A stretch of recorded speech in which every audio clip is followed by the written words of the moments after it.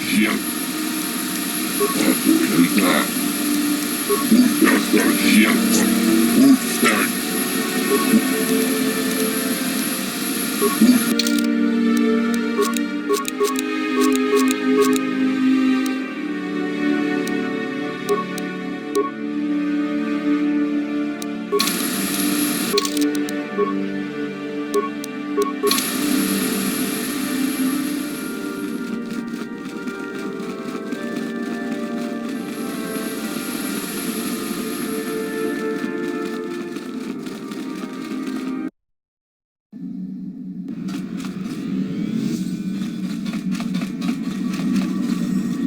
Hello there, little droid. T3M4 it is. You know, I've actually been looking for an asteroid unit for a special project. How much usable memory storage do you have? That should be enough. Alright, T3, there's a story I want to tell you. A long story, but one worth preserving. And, unfortunately, it's not one preserved in the archives on Coruscant. Get comfortable. There's a lot to tell, and it all started with a shuttle in the deep core.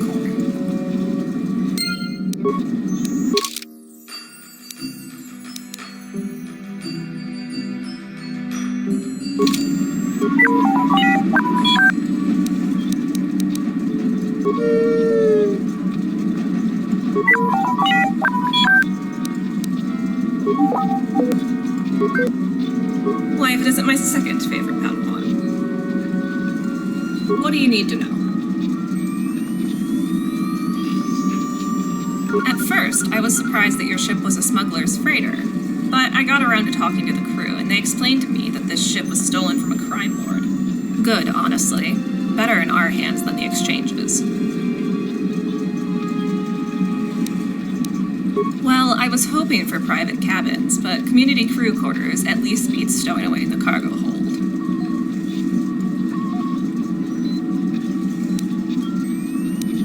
Once or twice.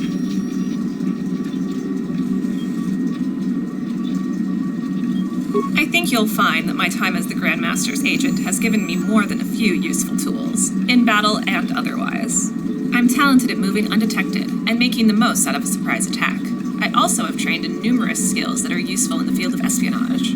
Regarding the Force, I'm a fully trained Jedi with more than a few useful powers. Unfortunately, I haven't developed the same command of battle meditation or the Wall of Light like my mother, but I find my own ways to be useful. Well, I was hoping for private cabins, but community crew quarters at least beats stowing away in the cargo hold.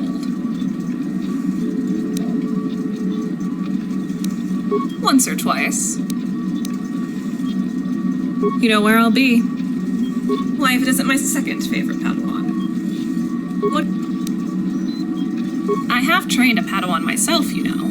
Although, I guess it isn't quite fair to say Padawan anymore, since our training ended years ago.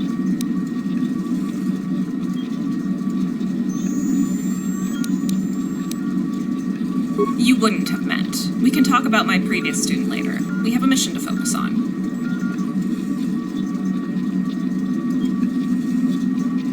What do you need to know?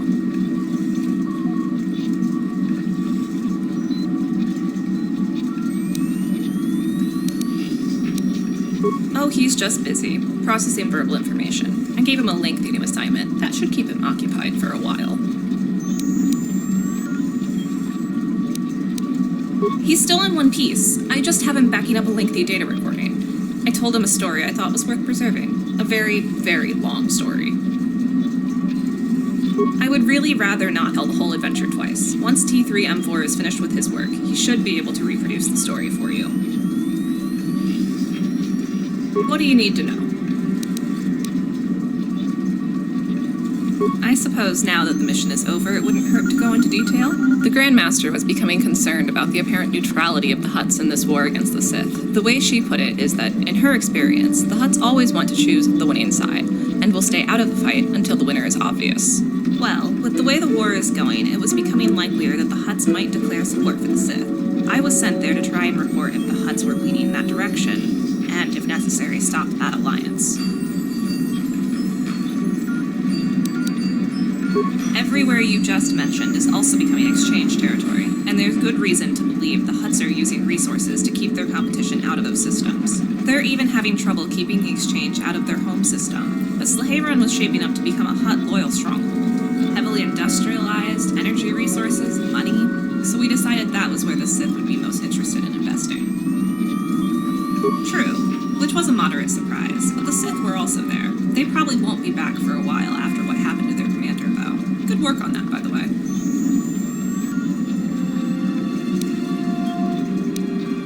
And nor should you be. But removing the possibility of a Sith-Hutt alliance undeniably saved Republic lives, entire Republic systems.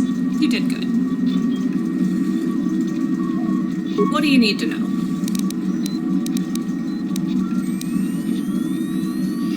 Well, isn't that what every lady wants to hear?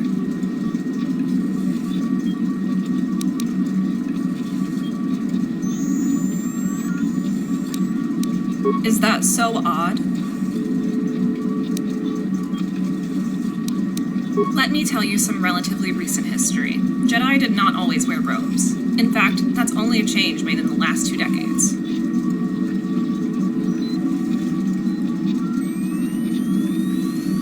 Well, it's hardly practical to go into battle in anything less. Why would you wear something that could get caught on a railing? Imagine swinging a lightsaber and cleaving your own head off because your sleeve got snagged.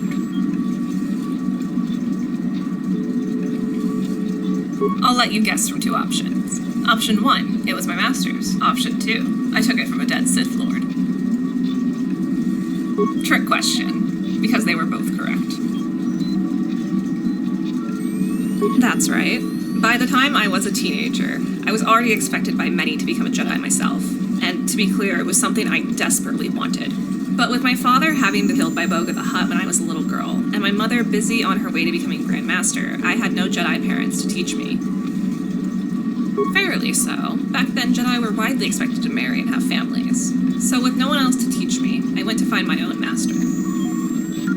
Former Sith Lord, Ulic Qel-Droma. He was many things, the Dark Apprentice to Exar Kun, a powerful Jedi Knight, and my mother's great love before he turned to evil. He left the Dark in the end, but not before he had slain his own brother, and been cut off from the Force by my mother.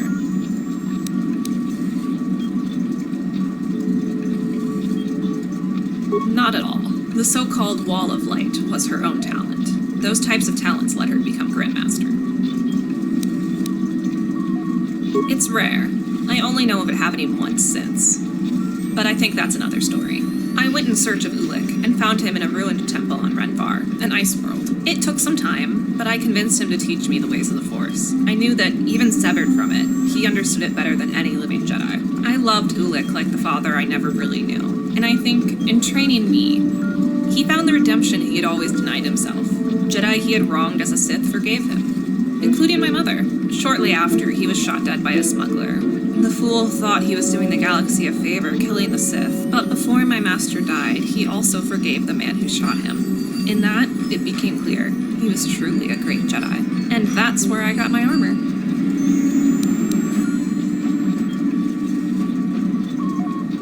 No more than anyone else, but I think that's enough history for now. What do you need to know? No, I suppose we haven't. What was it like having a mother? Is that really so strange?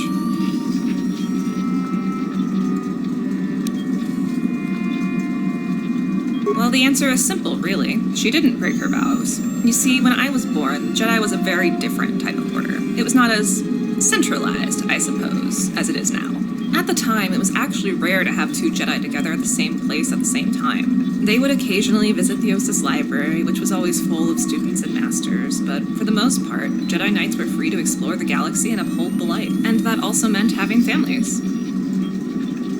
Actually, no. It was my father, and Sunrider, who was the Jedi. He met and married my mother years before she even began Jedi training. It was only after the war with Exar Kun that the Jedi began to tighten the rules. Everything. And nothing. Exar Kun himself was a talented Jedi, considered to be the best lightsaber duelist in the Order, but he had no family, no lovers, no children. He was totally detached from anything besides his own ambition. It was his students that were the problem. Roughly a dozen Jedi Knights chose to join Exar Kun and the Sith. The most famous of them was Eldroma, Exar Kun's own Dark Apprentice. There was not very much that these Dark Jedi had in common, except for, if you believe the words of some of the members of Jedi Council, they were all emotionally attached to others. When the war was over and the Sith were defeated or driven into hiding, certain Jedi Masters saw a need for reform to prevent another schism. What that really meant was that a scapegoat was necessary, and the fact that the Dark Jedi had all known love became the purported reason for their fall.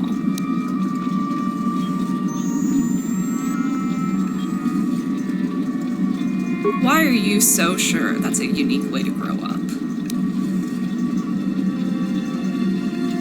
Well, maybe you shouldn't be so sure. I want to talk about that. Let's just stop talking about this. In fact, I don't want to talk to you at all anymore. You know where to find me. Why, if it isn't my second favorite Padawan? What do you need to know? No, I can't believe you still think I want to discuss this. I want you to leave me alone. Yeah, maybe. Why, if it isn't my second favorite Padawan? No, I can't believe you still think I want to discuss this. Thank you.